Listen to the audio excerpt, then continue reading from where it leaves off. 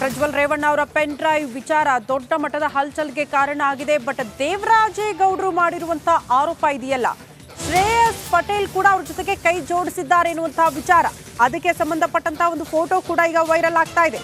ದೇವರಾಜೇಗೌಡ ಆರೋಪದ ಬೆನ್ನಿಗೆ ಫೋಟೋ ಸಿಕ್ಕಾಪಟ್ಟೆ ವೈರಲ್ ಆಗ್ತಾ ಇದೆ. ಕಾರ್ತಿಕ್ ಗೌಡ ಜೊತೆ ಶ್ರೇಯಸ್ ಕೈ ಜೋಡಿಸಿರುವ ಆರೋಪ. ಕಾರ್ತಿಕ್ ಗೌಡ ಜೊತೆ ಶ್ರೇಯಸ್ ಪಟೇಲ್ ಇರುವ ಫೋಟೋ ಈಗ ವೈರಲ್ ಆಗ್ತಾ ಇರೋದು. ಸೋಷಿಯಲ್ ಮೀಡಿಯಾದಲ್ಲಿ ಇಬ್ಬರ ಫೋಟೋವನ್ನ ಪೋಸ್ಟ್ ಮಾಡಲಾಗ್ತಾ ಇದೆ. ಇಬ್ಬರು ಜೊತೆಗೆ ಇರುವಂತಹ ಫೋಟೋ ಇದು. ಹಾಗಾಗಿ ಕಾರ್ತಿಕ್ ಗೌಡ ಜೊತೆ ಶ್ರೇಯಸ್ ಪಟೇಲ್ ಕೂಡ ಕೈ ಜೋಡಿಸಿದ್ದಾರೆ ಅನ್ನುವಂತಹ ಆರೋಪ ಇದೆಯಲ್ಲ, ಅದಕ್ಕೆ ಪುಷ್ಟಿ ನೀಡೋ ರೀತಿಯಲ್ಲಿ ಕಾಣಿಸ್ತಾ ಇದೆ ಫೋಟೋಗಳು. ಕಾರ್ತಿಕ್ ಗೌಡ ಅವರಿಗೆ ಸಪೋರ್ಟ್ ಮಾಡಿದ್ ಯಾರು? ಈ ವಿಡಿಯೋವನ್ನ ಹಂಚಿಕೆ ಮಾಡೋ ನಿಟ್ಟಿನಲ್ಲಿ, ವೈರಲ್ ಮಾಡೋ ನಿಟ್ಟಿನಲ್ಲಿ ಶ್ರೇಯಸ್ ಪಟೇಲ್ ಅವರ ಕೈವಾಡ ಕೂಡ ಇದೆ. ಅವರು ಕೂಡ ಕೈ ಜೋಡಿಸಿದ್ದಾರೆ ಅಂತ ಸ್ವತಃ ದೇವರಾಜೇಗೌಡರು ಗಂಭೀರ ಆರೋಪ ಮಾಡ್ತಾರೆ. ಈ ವಿಚಾರಕ್ಕೆ ಸಂಬಂಧಪಟ್ಟಂತೆ ಈಗ ಒಂದು ಫೋಟೋ ಕೂಡ ಸೋಷಿಯಲ್ ಮೀಡಿಯಾದಲ್ಲಿ ವೈರಲ್ ಆಗ್ತಾ ಇದೆ.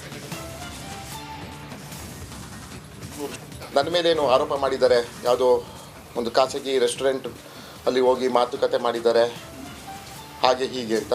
ಅದಕ್ಕೆ 100% ಶುದ್ಧ ಸುಳ್ಳು.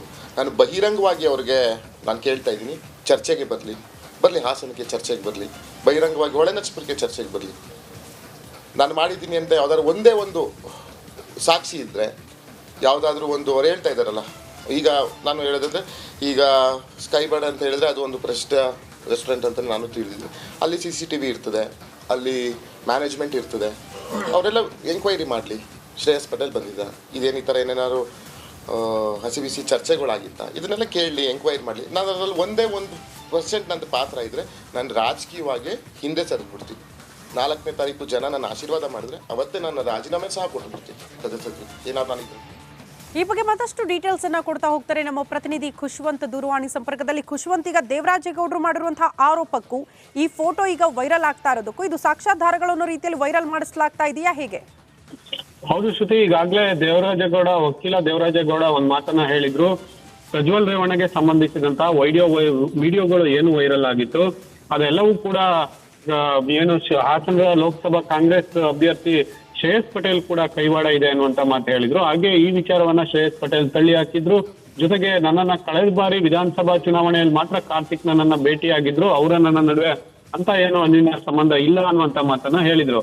ಆದ್ರೆ ಈಗ ಈ ಪ್ರಕರಣಕ್ಕೆ ತಿರುವು ಪಡಿತಾ ಇರುವಂತೆ ಈ ಪ್ರತಿ ಹೇಳಿಕೆಗಳು ಬರ್ತಿರುವಂತೆ ಇದರ ಬೆನ್ನಲ್ಲೇ ಈಗ ಸಾಮಾಜಿಕ ಜಾಲತಾಣದಲ್ಲಿ ಕಾರ್ತಿಕ್ ಹಾಗೂ ಮತ್ತೆ ಶ್ರೇಯಸ್ ಪಟೇಲ್ ಒಟ್ಟಿಗೆ ಇರುವಂತಹ ಫೋಟೋಗಳನ್ನ ವೈರಲ್ ಮಾಡಲಾಗ್ತಿದೆ.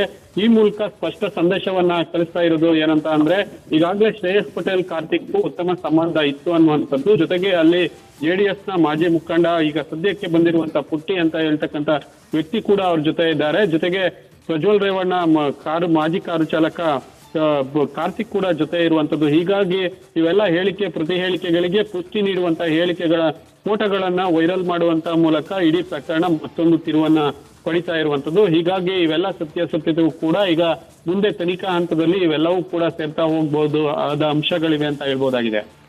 ಓಕೆ ಖುಷ್ವಂತ್, ಧನ್ಯವಾದಗಳು ತಮ್ಮೆಲ್ಲ ಮಾಹಿತಿಗೆ.